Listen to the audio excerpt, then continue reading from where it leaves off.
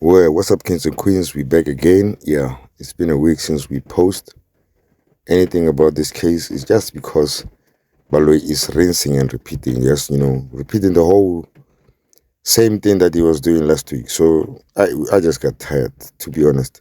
Now, today we had to listen to Ratha making he says it's a finding. He says it's not a judgment, it's a finding that Baloyi couldn't use the statement of accused number 2 to cross-examine Sibiya, right? Accused number 1 can use the statement that purported confession statement made by Muzi Ntanzi, right, to cross-examine Muzi.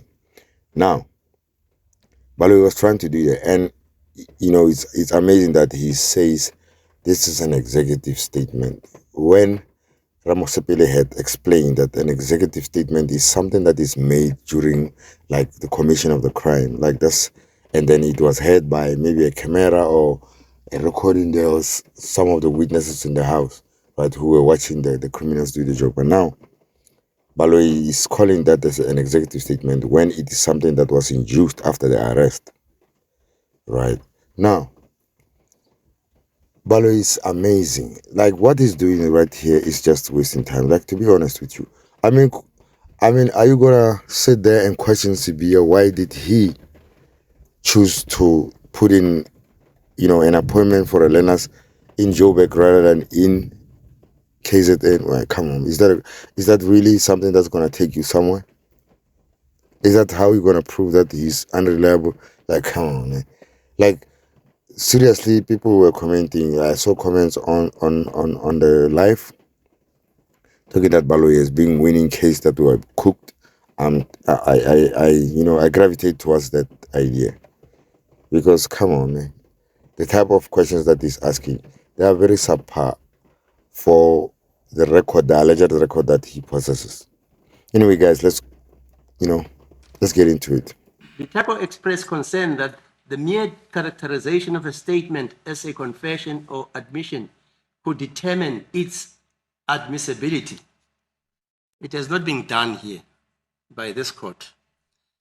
That concern became manifest in this matter. The High Court initially characterized the extracurricular statement by Mr. Macheke and Mr. Kanye as confessions, only to later recharacterize them as admissions.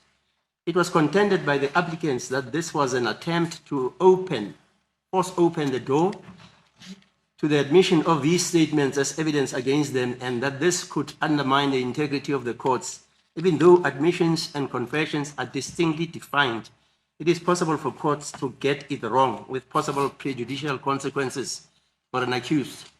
The differentiation between the accused implicated by confession versus admissions cannot be lawfully sustained. It is not designed to achieve any legitimate purpose. It is an irrational distinction which violates Section 9(1). It cannot be saved by the limitation clause contained in Section 36 of the Constitution because this limitation of the right to equality before the law is not reasonable, justifiable in an open and democratic society based on human dignity, equality, and freedom. Nor did the state seek to justify this limitation.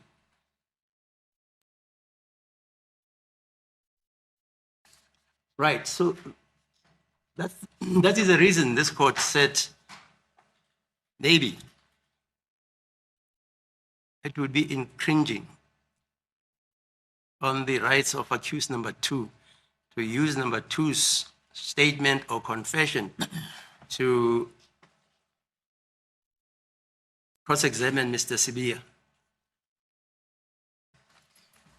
Befunda ke Nkosi enkantolo kumanye ke amacala selahlalwa ngaphansi kwenkantolo ephakeme se-Supreme Court of Appeal kwicala lika Nkosi neBheno Mbuso ke lapho bekhuluma khona ke ngodaba lwama-admissions futhi nodaba lwama-confessions ukuthi lokhu constitutes an executive statement by an accused. This court has not made a finding that the statements of any of the accused, 1 or 2, are executive statements. Persons or people must remember that this case is still continuing. That election will be done by this court at the end of the case, after all the parties have addressed the law, the facts. But at this moment, this court is still continuing. Only one accused person has given evidence, although he has not yet completed his evidence. So that's the reason I say I'm not interpreting the law. I'm just saying this court has not as yet said any of the statements here of either one or two constitute an executive statement that is by an accused. It may be admissible against a co-accused if it was made in furtherance of a common purpose or conspiracy. This court has also not made a finding as to whether all these accused before court acted in pursuance of a conspiracy or a common purpose. There must be other evidence aliunde to establish the existence of a common purpose before the statement can be taken into account.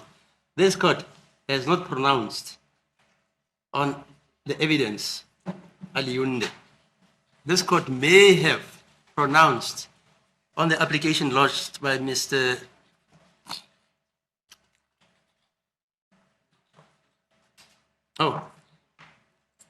By accused number 4's counsel, when he was bringing an application, that is Mr. Mapisa, when he was bringing an application on behalf of Mr. Mapisa, all the court pronounced upon was that the evidence of Zungu was not so hopeless that it can be thrown away.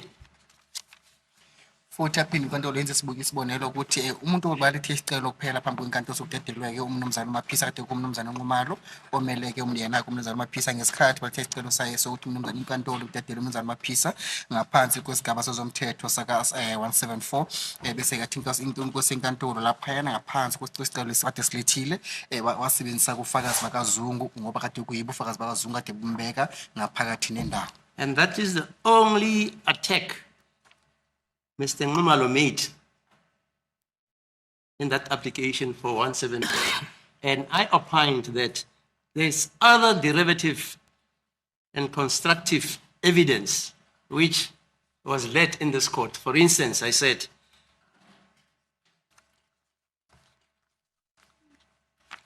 there was evidence pertaining to cell phones, etc., etc.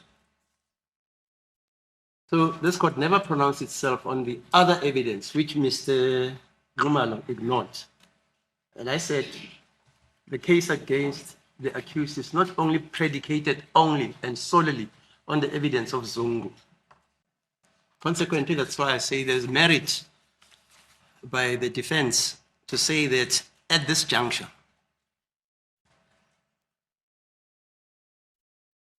there is constitutional invalidity regarding Mr.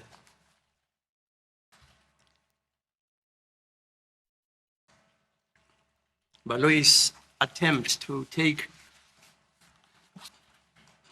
the statement of accused number 2,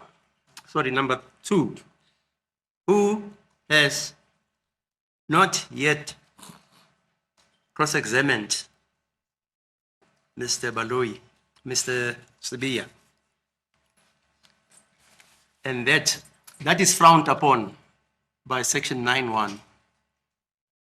And consequently also it infringes